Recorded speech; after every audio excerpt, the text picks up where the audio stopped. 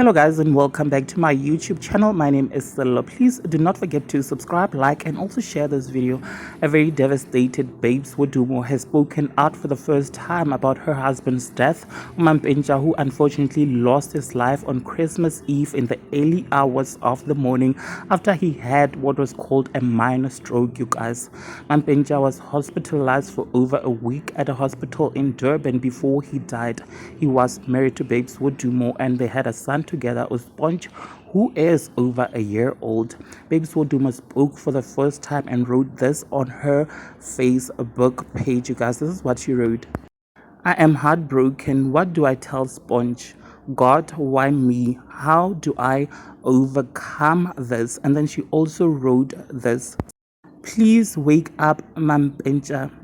Now there you have it, guys. Condolences to Babes Wodumo and the rest of the family. Now please do let me know what you think down in the comment section below. Also subscribe if you have not yet done so. I shall surely see you on my next upload, and may Mampintsha's soul rest in peace. Bye.